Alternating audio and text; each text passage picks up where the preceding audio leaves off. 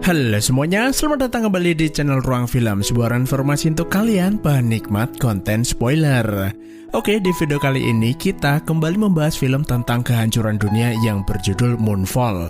Film ini bercerita tentang sebuah fakta bahwa bulan adalah sebuah megastruktur yang dibangun miliaran tahun yang lalu oleh entitas yang menjadi asal-usul manusia saat ini. Meskipun sudah banyak yang membahasnya, video ini bisa menjadi alternatif narasi buat yang belum ataupun yang sudah menontonnya. Jadi tanpa berlama-lama, mari kita langsung masuk aja ke pembahasan filmnya. Film dimulai dengan adegan beberapa astronot sedang menjalani misi perbaikan satelit yang berada di orbit bumi. Para astronot tersebut adalah Brian Harper, Jocinda, dan Marcus. Brian dan Marcus melakukan perbaikan di luar sementara Jocinda memonitor dari dalam. Saat perbaikan sedang berlangsung, terjadi gangguan listrik yang menyebabkan sistem elektronik pesawat tidak berfungsi. Lalu muncul objek misterius berwarna hitam menyerang mereka. Marcus mengalami kebocoran oksigen lalu terombang-ambing di angkasa. Sementara Brian dan Jocinda berhasil masuk ke dalam pesawat lalu pulang ke bumi. Dari kejauhan terlihat objek asing hitam tersebut menggali permukaan bulan. Scene kemudian pindah ke bumi. Akibat insiden tersebut, NASA menjatuhkan sanksi pemecatan terhadap Brian Harper. Ia dianggap lalai dalam menjalankan misi yang menyebabkan salah satu astronot meninggal. 18 bulan sejak kejadian itu, Brian mengajukan banding. Dalam persidangannya, Brian menjelaskan kecelakaan tersebut disebabkan anomali misterius teknologi alien. Sesuatu yang ia sebut dengan swarm atau kerumunan menyerang pesawat ulang-aliknya. Sayangnya tidak ada yang percaya dan NASA tetap menjatuhkan sanksi pemecatan. Padahal secara ajaib, Brian berhasil mendaratkan pesawat ulang-alik dalam kondisi tidak menyala sama sekali. Jocinda yang turut ikut dalam persidangan tidak mampu bercerita banyak karena ia pingsan saat pertama kali terjadi benturan. Karena pemecatan tersebut, Brian mengalami masa sulit dalam hidupnya. Ia kehilangan pekerjaan, bercerai dengan Brenda, istrinya, dan harus rela berpisah dengan Sonny, anaknya. Karena anaknya itu membenci sang ayah setelah lebih memilih mempercayai berita NASA. Sonny, do you need to be watching that again? 10 tahun kemudian, kita diperkenalkan seorang pria bernama Casey Houseman. Dia adalah seorang peneliti amatir ahli konspirasi yang mempercayai bahwa bulan adalah sebuah megastruktur. Saat ini ia berada di Universitas California berpura-pura bekerja sebagai tukang bersih-bersih. Ia sengaja berdiri di depan pintu ruangan seorang profesor menunggunya keluar lalu diam-diam masuk ke dalam.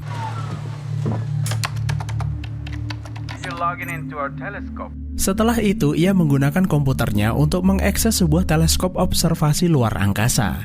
Casey kemudian menghubungi seseorang yang bekerja di sana, mengaku sebagai profesor lalu minta dikirim data terbaru orbit bulan.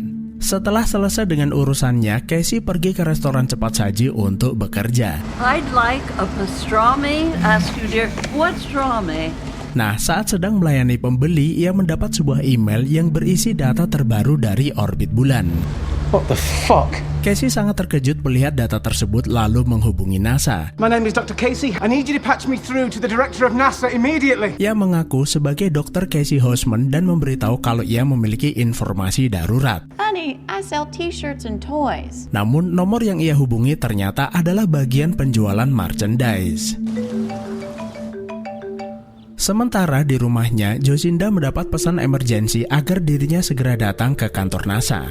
Lalu menitipkan Jimmy, anaknya yang masih kecil, kepada Michelle. Michelle ini adalah anak PKL yang saat ini menginap di rumahnya. Sampai di kantor NASA, Jocinda mendapat laporan bahwa orbit bulan telah bergeser. The moon's orbit has shifted. Radius orbitnya menurun, yang artinya jarak bulan dan bumi semakin dekat. Kejadian tersebut seharusnya tidak mungkin terjadi karena tidak ada benda angkasa yang tiba-tiba berubah lintasannya tanpa adanya benturan dari objek lainnya. Mereka juga menemukan adanya anomali berupa spektrum gas pada permukaan bulan. Mary Christine? Hello? Sementara di rumahnya, Casey terus mencoba menghubungi NASA memberitahu temuannya namun tidak ada yang menggubrisnya. Lalu tanpa sengaja, ia melihat kucing peliharaannya pipis sembarangan di atas koran. Casey membaca koran tersebut. Hari ini ada perayaan Hari Astronot di sebuah observatorium yang akan dihadiri mantan astronot Brian Harper. Casey mencetak data temuannya lalu pergi ke sana. Ia berharap bisa bertemu dengan Brian lalu melaporkan temuannya tersebut. Sampai di sana, Casey memperkenalkan diri kepada Brian sebagai ahli megastruktur.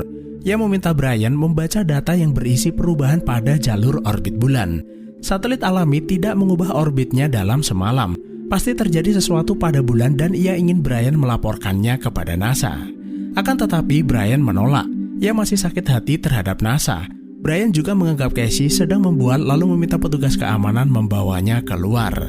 Casey berkata dirinya tidak gila lalu melempar kertas itu agar ia baca. Setelah sampai di rumah, Brenda menelpon. Ia meminta Brian melihat berita di televisi. Sonny, anak laki-lakinya yang kini sudah remaja, ditangkap karena terlibat balap liar di jalanan. Ia juga kedapatan mengkonsumsi narkoba. Jadi ceritanya, setelah beberapa bulan perceraiannya, Brenda menikah dengan pengusaha kaya bernama Tom. Dan ayah tirinya itulah yang memberikan mobil sport tersebut sebagai hadiah ulang tahun. Sebagai seorang ayah, Brian datang ke persidangannya untuk memberikan dukungan. Tapi ia malah berbuat gaduh yang membuat hakim menunda persidangan. Ayah tirinya juga mengirim pengacara untuk membayar sejumlah tebusan. Akan tetapi, hakim tersebut tidak mau disogok dan tidak akan membebaskan Sonny dengan alasan apapun. Brian kemudian menyalahkan Tom dan Brenda. Akibat terlalu memanjakan Sonny, giliran ada masalah minta bantuan kepadanya. Hey Mom, Rose Marin is aficionalis. Lalu di sebuah panti jompo, Casey mengunjungi ibunya yang sudah mulai pikun. Sejak kecil, Casey bercita-cita menjadi seorang astronot. Ia selalu menghibur ibunya dengan berkata bahwa dia bekerja di NASA meskipun hal tersebut tidak benar. Ia membuat sebuah penemuan penting namun orang-orang tidak ada yang percaya. Ibunya berkata kalau begitu buatlah mereka mendengarkan. No one will listen to me. Then make them. Sementara di markas NASA, para astronom memperkirakan bulan akan mengelilingi bumi sebanyak 3 kali. Sebelum akhirnya mencapai batas Ross, yaitu jarak terdekat teraman dengan bumi. Setelah melewati batas tersebut, bulan mulai retak dan pecahannya akan menghujani bumi. Seharusnya peristiwa itu akan terjadi dalam waktu 3 bulan. Namun semakin dekat bulan dengan bumi, waktunya semakin pendek dan diperkirakan batas Ross tercapai dalam waktu 3 minggu. That might be a problem. Berkat perkataan sang ibu sebelumnya, Casey mengumumkan penemuannya di media sosial untuk memberitahu semua orang. Hanya dalam waktu 2 menit saja, berita bulan keluar dari orbitnya langsung viral. Media televisi turut memberitakan hal tersebut. Kepanikan pun terjadi di mana-mana. Jika bulan benar-benar jatuh, maka akan terjadi kiamat dunia. No need to panic. Kemudian, pihak NASA meminta masyarakat tidak panik karena mereka masih meneliti kebenaran informasi tersebut. Akan tetapi, dunia yang sudah terlanjur panik berubah menjadi kerusuhan dan terjadi penjarahan di mana-mana. Sementara orang kaya dan pejabat penting sibuk mempersiapkan diri pergi menuju bunker penyelamatan. Termasuk Tom yang meminta Brenda berkemas lalu mengajak mereka pergi ke Aspen untuk menyelamatkan diri. Mantan suami Jocinda, seorang petinggi militer, juga meminta ia dan Jimmy ikut ke bunker penyelamatan. Namun Jocinda menolak karena ia masih bertugas di NASA. Brian yang sebelumnya sempat mendengar perubahan orbit bulan dari Casey pergi ke observatorium mencari data di mana ia membuangnya. Setelah menemukannya, Brian mengunjungi situs web Casey, lalu melihat sebuah tayangan video kalau dia akan mengadakan pertemuan di sebuah motel. Ignition, this is it. Nations remain hopeful of NASA's lunar mission. Copy. We see it. Sementara di kantor NASA, mereka sedang memantau perjalanan astronot ke bulan untuk menyelidiki anomali yang terjadi. Sampai di sana, mereka menjatuhkan drone penjelajah ke lubang misterius yang mereka temukan. Namun, setelah mencapai kedalaman 25 km, penjelajah tersebut meluncur kembali ke permukaan, diikuti objek hitam misterius yang kemudian menyerang para astronot.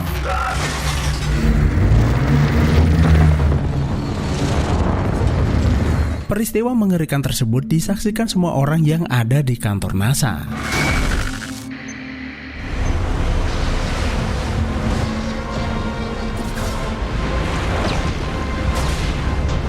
Akibat semakin dekatnya bulan ke bumi, tarikan gravitasi meningkat membuat air laut pasang lalu membanjiri kota-kota. Mr. Harper, What are you doing here? Kemudian di lokasi pertemuan, Casey terkejut dengan kedatangan Brian. Ia minta penjelasan bagaimana bisa Casey menemukan penyimpangan orbit bulan sebelum NASA. Casey bercerita bahwa selama bertahun-tahun ia terobsesi melakukan penelitian terhadap benda-benda di angkasa. Seperti yang kita tahu, Casey ini adalah ahli teori konspirasi tentang megastruktur di luar bumi. Ia meyakini bahwa di alam semesta ini mereka tidak sendirian. Ada entitas asing hidup di luar sana memiliki teknologi canggih. Salah satunya adalah membangun megastruktur yang selama ini diam-diam mengorbit planet bumi, yaitu bulan. Setiap megastruktur memiliki cangkang keras yang dibangun di sekitar inti tenaganya. Besar kemungkinan megastruktur itu ditenagai oleh bintang katai putih yang mereka tangkap. Dan menurutnya terjadi sesuatu di dalam inti bulan yang menyebabkan perubahan pada orbitnya. Because I know what it's like to try to tell people something and have no one listen. Brian menganggap cerita Casey tidak masuk akal, tapi ia mempercayainya. Karena ia memahami bagaimana rasanya berusaha memberitahu sesuatu kepada orang lain tanpa ada yang mau mempercayainya. Sementara di luar, air laut semakin jauh membanjiri kota-kota. Bahkan sampai ke motel di mana Casey dan Brian melakukan pertemuan. Mereka terpaksa naik ke lantai 2 beristirahat karena tidak bisa pergi kemana-mana.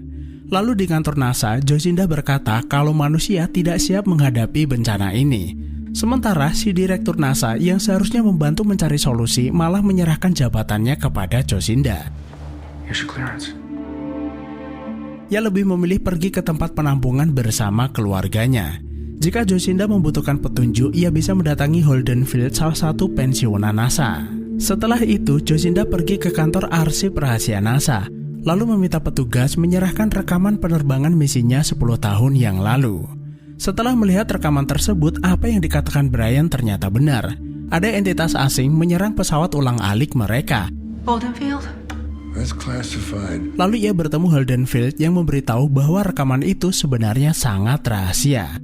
Tapi karena semua sudah terjadi, ia memberitahu sebuah rahasia penting. Semua bermula dari pendaratan pertama manusia di bulan. Ada 2 menit bagian rekaman para astronot yang dihilangkan. Karena pada saat itu mereka menemukan sesuatu sama seperti yang dikatakan Brian. NASA sengaja merahasiakannya sampai insiden yang dialaminya bersama Brian. Teknologi alien yang ada di bulan bisa saja membawa peradaban manusia kembali ke zaman batu. Satu-satunya harapan untuk mengalahkannya adalah Zulu X-Ray 7. Sayangnya proyek tersebut dihentikan pemerintah dengan alasan keterbatasan dana.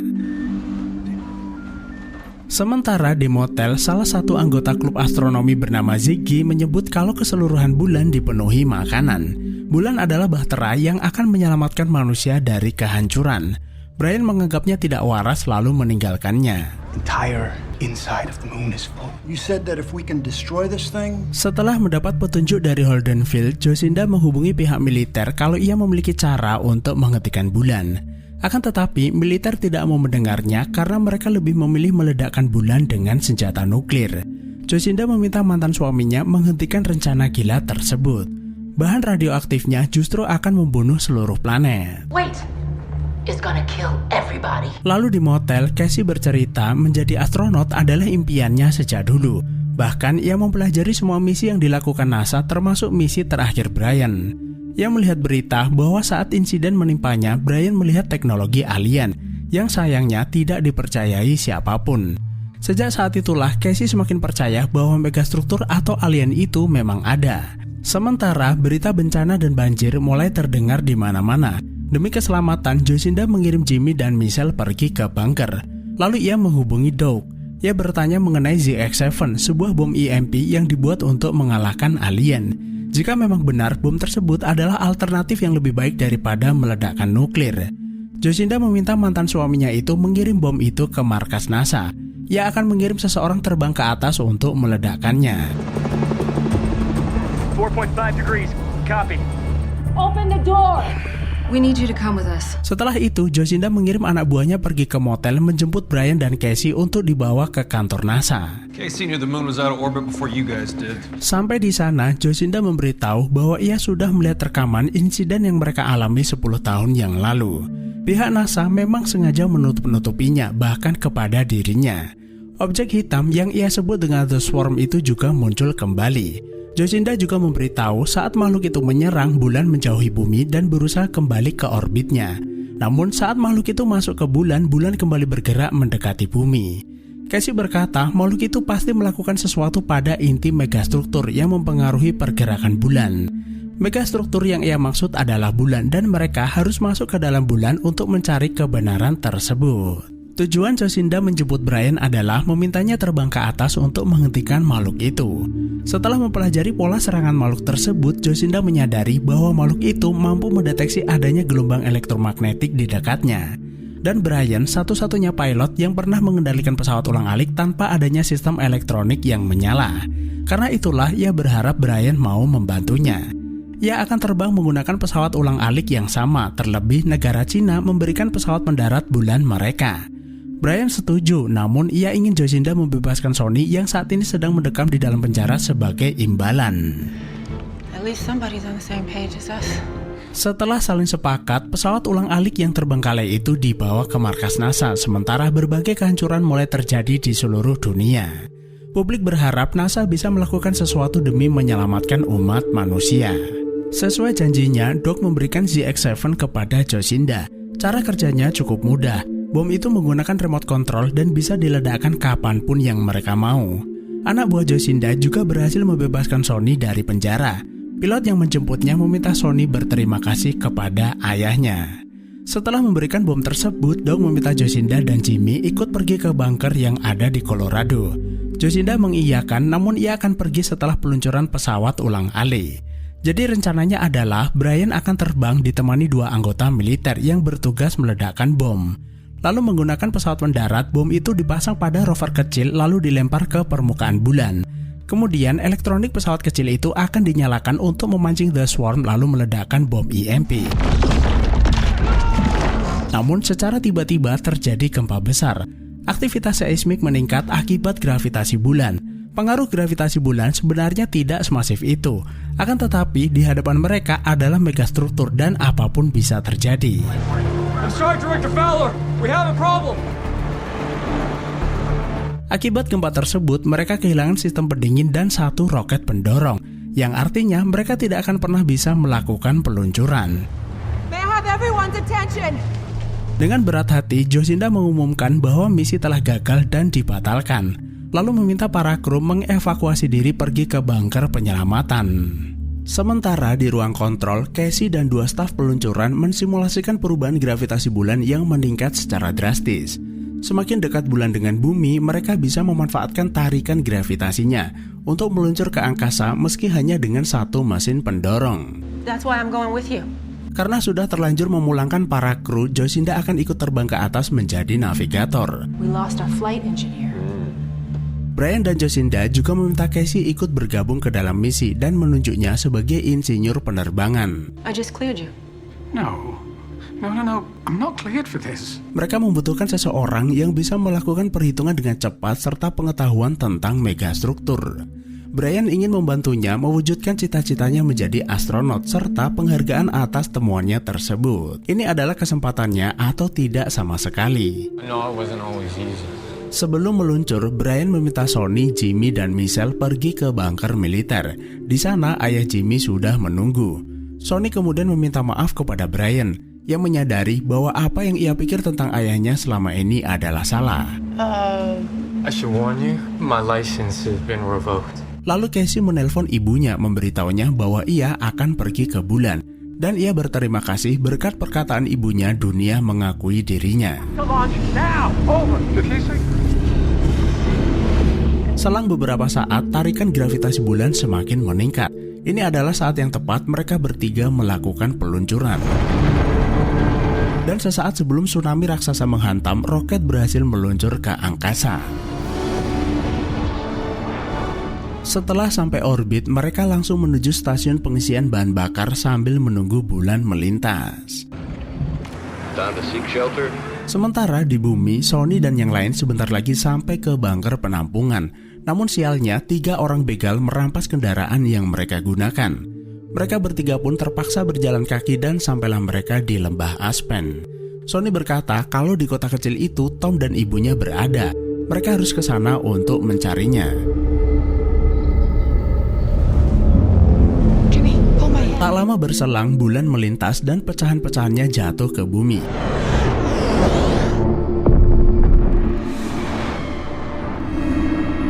Karena saking dekatnya, hembusan angin sangat kencang dan gravitasi bulan membuat benda-benda berterbangan.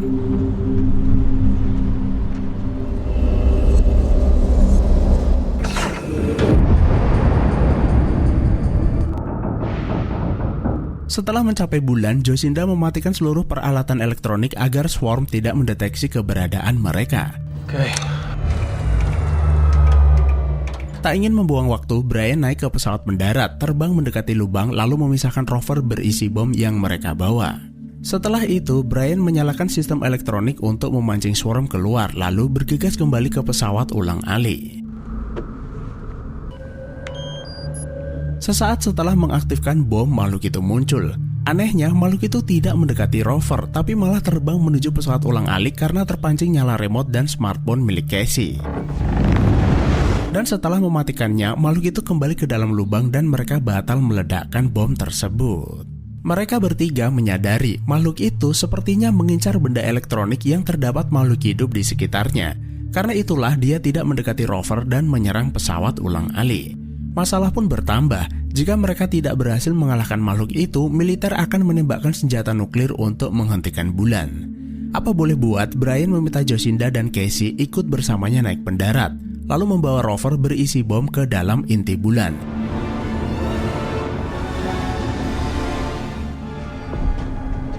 Sementara di bumi, Sony dan yang lain sampai perbatasan area milik ayah tirinya.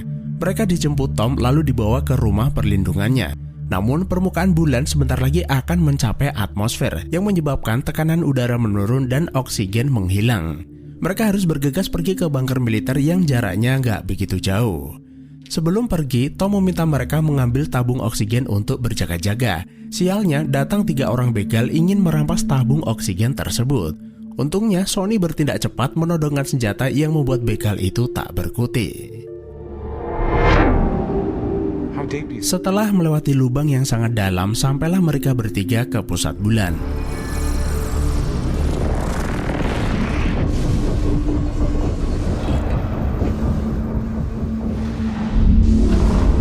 Apa yang dikatakan Casey ternyata benar. Bulan adalah sebuah megastruktur di mana permukaan bulan adalah cangkang yang melindungi bagian dalam.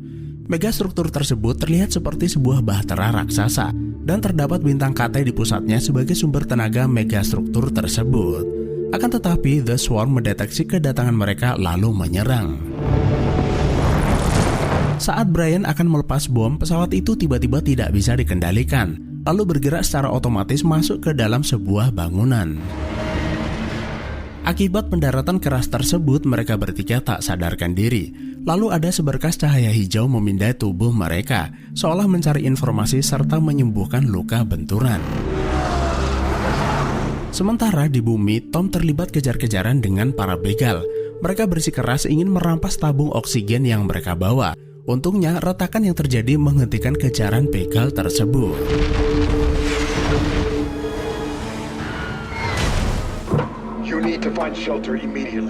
Namun karena mobil mereka juga rusak berat, mereka terpaksa melanjutkan perjalanan dengan berjalan kaki, serta memasang alat bantu pernafasan karena oksigen semakin menipis. Setelah sadar dari pingsannya, Jacinda dan Casey tidak mendapati Brian ada di dalam pesawat. Mereka melihat ada sebuah pintu terbuka seolah meminta mereka masuk ke dalam. Mereka juga mendengar suara dentuman keras tanda makhluk itu berusaha menjebol pintu masuk. Casey menduga ada 2 entitas asing sedang berkonflik di tempat ini. Salah satu dari mereka memihak manusia dan satunya lagi menyerang. Semua yang mereka lihat membuktikan bahwa ada berhadapan dengan teknologi yang jauh lebih cerdas dari manusia. Sementara di sebuah ruangan, Brian diperlihatkan gambar holografik yang merupakan sistem operasi bulan. Sistem tersebut memiliki informasi asal-usul bumi lalu menceritakan peradaban kuno sebelum manusia. Sekitar 2 miliar tahun yang lalu, entitas mirip manusia hidup dalam keadaan damai. Tidak ada konflik, penderitaan, dan peperangan hanyalah bagian dari kenangan yang sudah terlupakan. Mereka menciptakan kecerdasan buatan yang mampu meningkatkan kemampuan diri untuk melayani segala kebutuhan. Hingga akhirnya kecerdasan buatan itu memiliki kesadaran dan menolak diperbudak. yang berujung pada pemberontakan yang mengancam seluruh kehidupan. Setiap partikel berukuran nano membentuk kumpulan raksasa lalu menyerang seluruh makhluk hidup yang ada di dekat mereka. And destroy all biological life. Di ambang kepunahan, mereka membangun Bahtera, yaitu megastruktur berbentuk bola raksasa yang ditenagai bintang Katai Putih.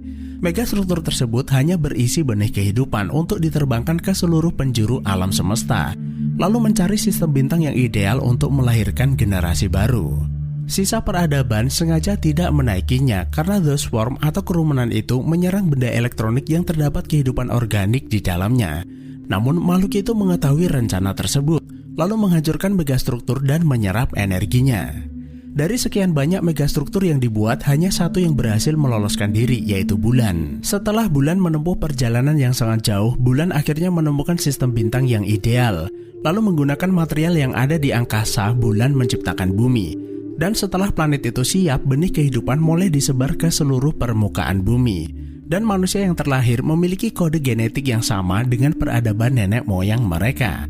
Ini berarti bumi adalah benda langit yang diciptakan Bulan sebagai wadah baru kehidupan. Akan tetapi, manusia yang lahir terus melakukan peperangan. Tidak ada perdamaian, bahkan korupsi merajalela. Namun sistem operasi Bulan itu mengerti bahwa tidak semua manusia seperti itu. Brian sendiri rela berkorban demi menyelamatkan keluarga dan semua orang yang ada di bumi. Karena itulah mereka membutuhkan manusia seperti Brian untuk membantu mengalahkan makhluk tersebut. Selama ini makhluk itu menyerap energi dari inti Bulan yang menyebabkan Bulan jatuh ke bumi.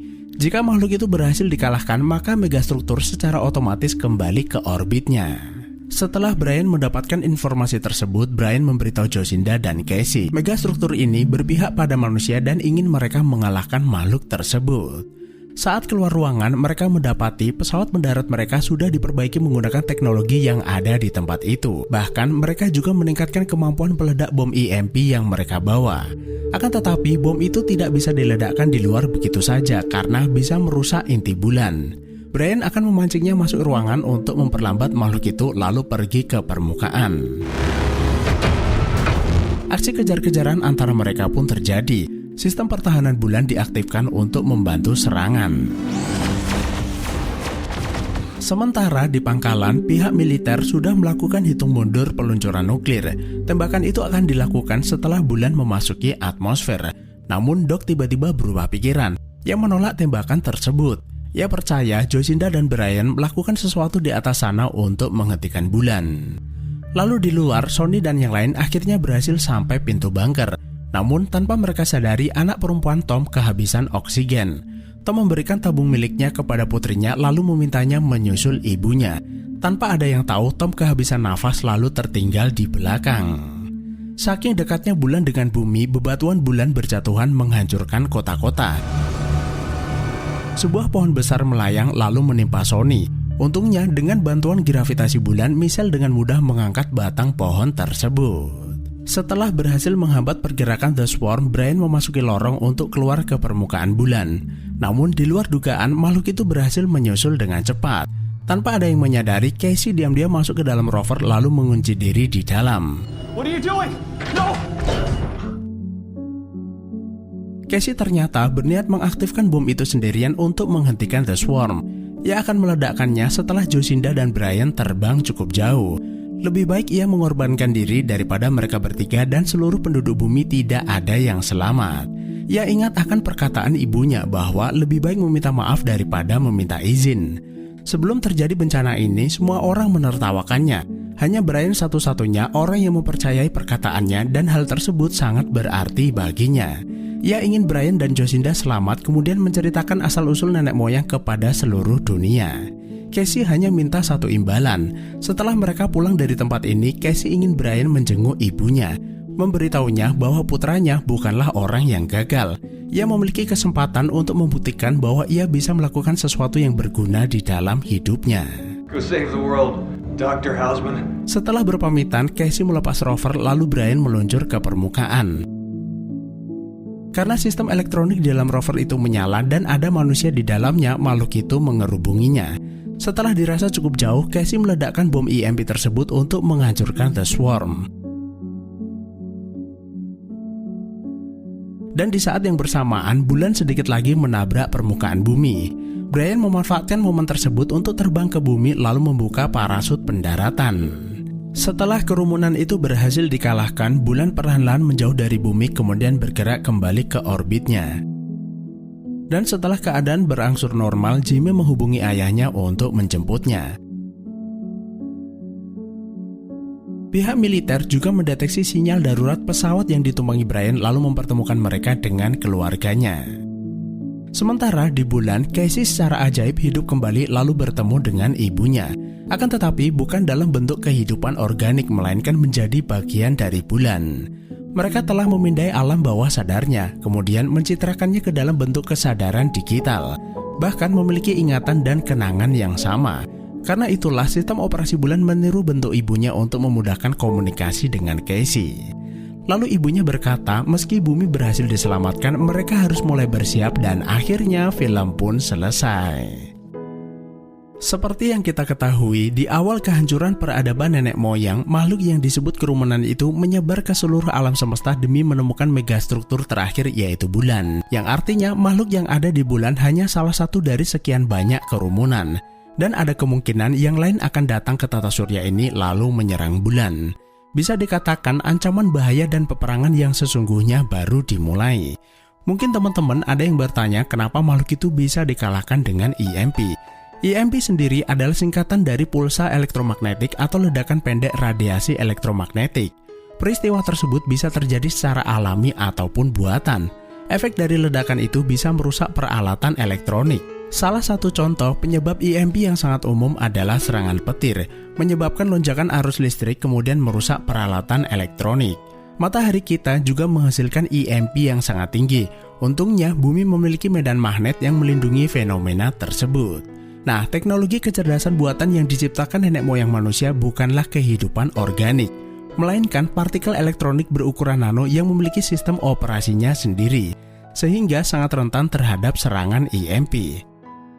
Ada satu hal yang perlu diingat bahwa film ini adalah karya fiksi ilmiah yang dibuat berdasar imajinasi pengarang dan sutradara yang bertujuan menghibur para penonton untuk memanjakan imajinasi kita tentang luar angkasa. Dan itulah alur film Moonfall. Terima kasih udah menonton, sehat selalu buat kalian dan sampai jumpa di perjalanan angkasa berikutnya.